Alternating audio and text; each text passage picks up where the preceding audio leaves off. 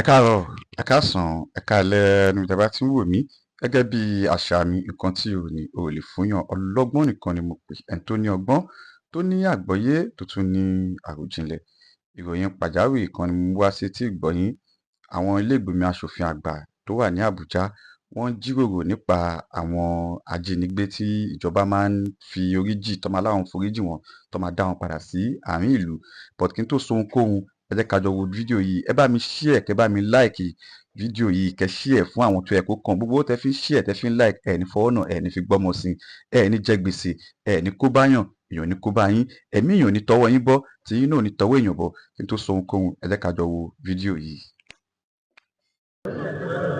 Upon resumption from a 3-week recess, lawmakers are officially welcomed back in keeping with parliamentary tradition. Retired military personnel.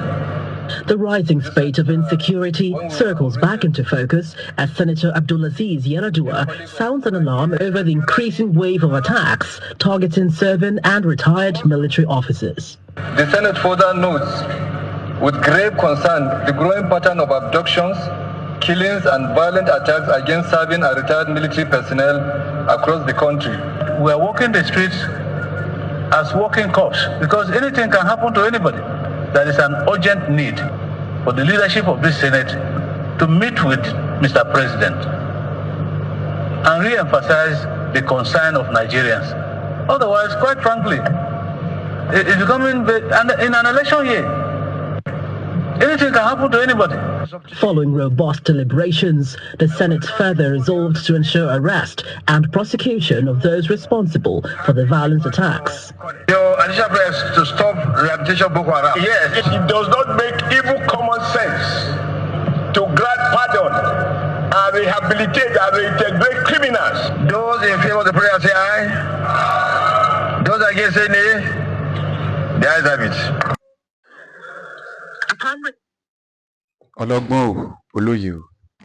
Gẹ́gẹ́ bí nǹkan tí àwọn tó wà nílé ìgbìmọ̀ aṣòfin sọ tí wọ́n jíròrò lé lórí. Ṣé rí àwọn tó ń sọ̀rọ̀ yìí, wọn ò mọ̀ pé ó máa yá báyìí fún àwọn. Wọn ò mọ̀ kó máa yá báyìí. Ṣé rí jókà tó wà lọ́wọ́ game changer ààrẹ, ó fẹ́ play jókà yẹn fún wọn ní next election ni. But nígbà táwọn náà wá bẹ̀rẹ̀ sí attack tó fẹ́ da ojú ìjọba ìbolẹ̀, òun náà wá bẹ̀rẹ̀ sí accelerate gbogbo wá bẹ̀rẹ̀ sí sá kíjokíjo. Àwọn Boko Haram, àwọn ajínigbé sìn ọ wá ní pé àwọn surrender, àwọn fẹ́ ronúpìwàdà. Àwọn ilé ìgbìmọ̀ aṣòfin wọn sọ fún wọn pé ẹgbẹ́ ẹ gbọ́dọ̀ gbà wọn láyè o. Ó lè lóun ó bẹ̀ kan lé ẹ, òun jó òun yọ̀, ó mọ̀ kó ló bá padà wá kó ẹ nílé padà ni. Àwọn pípù yìí, mo sọ fún yín pé tẹ bá ti mú àwọn ajínigbé àtàwọn ajínipa, tẹ bá ti mú wọn, ẹ wá ìyá wọn lọ, ẹ wá bàbá wọn lọ, ẹ wá ọgbẹ́ bí wọn lọ, kẹ pa ogun wọn dànù.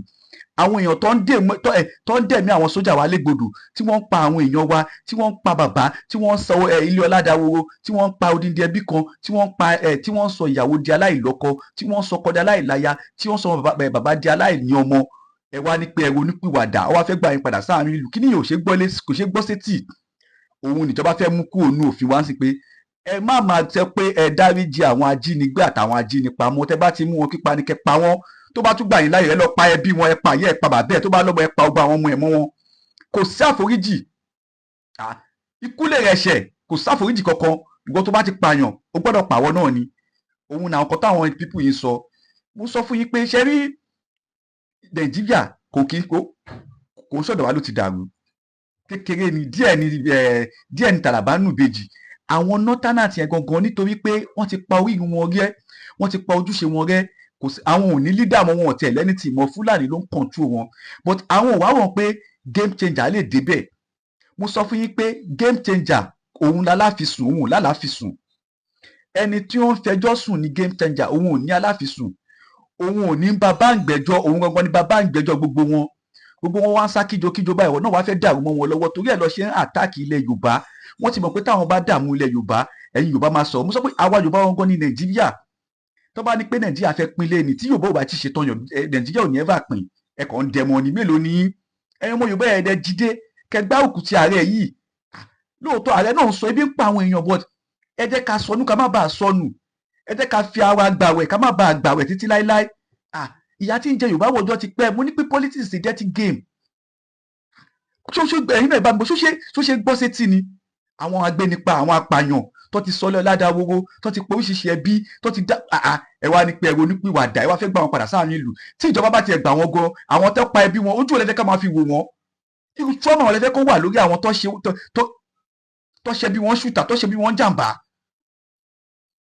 táwọn kan bá máa dé wọn máa sọ̀rọ̀ ẹ̀sìn táwọn kan bá máa dé wọn máa sọ̀rọ̀ ẹlẹ́yàmẹ̀yà wọn máa sọ̀rọ̀ òṣèlú. We are not talking about politics here. We are not talking about religion here. Kò kí ń sọ̀rọ̀ ẹ̀sìn lásán ibà à ń sọ̀rọ̀ ọgbọ́n àti òye báwọn pípé ṣe ń dayé rú. Báwo ló ṣe máa mú ọmọ làkejì yẹn tó máa bá tiẹ̀ jẹ́ tí wọ́n máa ní pé ronúpìwàdà. Kíkó tó bá máa ronú ọ̀rọ̀ yìí ẹ ronú ẹ̀sìn gbogbo ẹ̀sìn pátá bóyá Christian ni o bóyá Muslim ni o bóyá ṣẹ̀bàlá gbogbo ẹ̀sìn tó bá ti sọ fún ẹ pé tó bá ti bá tèèyàn jẹ́ àforíjì wà fún ẹ ẹ̀sìn yẹn ò ń ṣẹ̀sìn.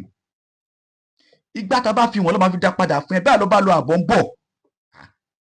Ó bá tèèyàn jẹ́ láyé ó wá ní kẹ́ni ẹ dúró de ọ̀run kó tó gbẹ̀san àṣọ òun wáìnì ara yín ni ọlọ́gbọ́n olóye o ṣe rí nǹkan tí àwọn ilé ìgbìmọ̀ aṣòfin sọ yìí wọ́n ní láti accelerate ẹ̀ kọ́ tètè cancel ẹ̀ torí àwọn ajínigbé àwọn náà ti mọ̀ kódà pé àwọn ìjọba wa wọn mú lérí fáwọn ọmọ ó ti ń sú àwọn náà ó ti ń sú wọn ọ wá ń pè ẹ ọ láwọn ò ṣe mọ́ àwọn ti túbá ẹ̀kọ́ foríjà wọn irọ́ kò sí nǹkan tó ń jẹ́ bẹ́ẹ̀ o gbogbo tẹ́lẹ̀ wọ́n máa pa ogbóyin dànù ẹ̀tẹ́ gbọ́ wọ́n á pa ẹbí yín wọ́n á pa olórí ẹbí yín wọ́n á pa ìyàwó yín wọ́n á pa ọgbà àwọn ọmọ yín dànù. Ẹ máa dúró tí ń ṣe òṣì yẹn ni ẹ̀dẹ̀ hide under religion under jihadis under Boko Haram Western education is forbidden kí ló kàn ẹ́ ẹ̀dẹ̀ náà pé àwa láyé democracy I can practice anything I want you can practice anything you want báwo ni ẹ̀sìn tiẹ̀ ṣe máa ní pé tèmi ò bá ti ṣẹ̀sìn tiẹ̀ kó pa mí báwo lẹ̀sìn tèmi ṣe máa sọ pé tí ìwò bá ṣẹ̀sìn kí n pa ẹ́ does that make sense to you? Gbogbo ọmọ Yorùbá náà tẹ wá ń jà yín àfáà tẹ ń jà lórí TikTok tẹ bẹ̀rẹ̀ sí sọ̀rọ̀ káàkiri ìní òkèdè ẹ wo ẹ lọ ti ọwọ́ ọmọ yín bọṣọ ẹ ti yé yín wọ́n ní tí wọ́n bá lọ fógun ọdún kan ló tọ́ máa bá òótọ́ yẹn ti dé báyìí àsìkò ẹ̀san la wà yìí ọdún ẹ̀san la wà yìí gbogbo ẹ̀yin tẹ́ mo sọ fún yín pé gbogbo ẹ̀yin tí ẹ lọ́wọ́ sí bílẹ̀ Yorùbá ṣe wà báyìí wò tọmọtọmọ tiwọn wẹ́ máa parun ni mi ò ṣépè bọ̀ èyí tí mo ṣẹ̀yà ò gbọ́dọ̀ rọ̀ mọ́ ẹ̀dẹ̀ mú omi àláfíà ilẹ̀ Yorùbá ẹ̀dẹ̀ dàrú nítorí ọ̀làjú nítorí ẹ̀sìn nítorí ẹlẹ́yàmẹ̀yà àkàrà ojúlé bàbá wa wà níyọ̀mọ̀ àwọn ọmọ wa ò mọ̀wé mọ́ wọn ò mọ Yorùbá ọ̀ máa ṣàtìṣe wa mọ́ èdè mi is vernacular Yorùbá tí mo ń sọ ẹ̀ tó bá lọ sọ́ mi kan is vernacular tí bá fẹ́ express ara mi fún èèyàn báyìí ní mo ní láti sọ òyìnbó ẹ wá dalú pọ̀ mọ́ ṣàpà ẹ wá bẹ̀rẹ̀ sí manipulate wa láti jọjọ́ ẹ̀ nígbà tí èèyàn ti wá débẹ̀ tó jẹ́ èèyàn ti wá gbọ̀ngbọ̀n ẹ wá fẹ́ dàrú Ọlọ́run ní fún yín ṣe ẹ ti yọ ẹ̀yin ìjọba kundus for you mo gbé fún yín ẹ ṣe gbogbo ẹ̀yin Ìgbìmọ̀ aṣòfin gbogbo ní àárín yín bẹ́ẹ̀ náà àwọn kan wà bẹ́ẹ̀ náà tẹ́ pé bí kulé ò bá pa ni tòde ò lè pa ni o pánsá òfurá pánsá jáná àjà òfurá àjájì bó nílò òfurá olè ló ń kóru wọn lọ etí ọba ńlé etí ọba lóko yẹn ló ń jẹ́ bẹ́ẹ̀ inú àwọn tẹ́wọ́ tó wà ní ilé Ìgbìmọ̀ aṣòfin yẹn náà àwọn Ajinigbe wà bẹ́ẹ̀ àwọn Boko Haram náà wà pẹ̀lú yín bẹ́ẹ̀ yẹn mo dẹ̀ mọ̀ pé gbogbo ẹ̀ báyìí iwájú lọmọdé màmá balẹ̀ kò sí bọ́mọdé ṣe lè dé oko tó wọ́n ní kò sí bọ́mọdé ṣe lè jí oko tó oko lọ́nà bá kùkùté kò sí bẹ́ẹ̀ ni pé ya wèrè tó ààrẹ game changer ó wà pẹ̀lú yín gbogbo ọmọ Yorùbá wà pẹ̀lú yín gbogbo ọmọ Yorùbá dẹ̀ wà pẹ̀lú gbogbo àwọn tó fẹ́ kílẹ̀ Yorùbá dá pátá Ọlọ́run ẹ jọ̀ọ́ ẹ jẹ́ ká sọnù ká má bàa sọnù àwọn ọmọ là ń bílẹ̀ yìí àwọn kan tí àwọn bàbá tó ti experience táwọn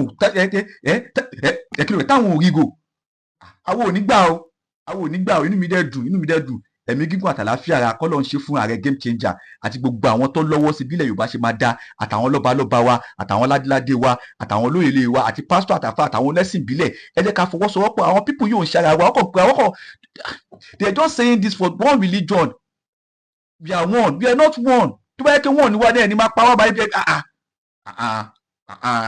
ọlọ́gbọ́n nìkan ni mo pè ẹni tó ní ọgbọ́n tó ní àgbọ́yé tó tún ní àròjinlẹ̀ mo ń bọ̀ mi ò tí ì dé.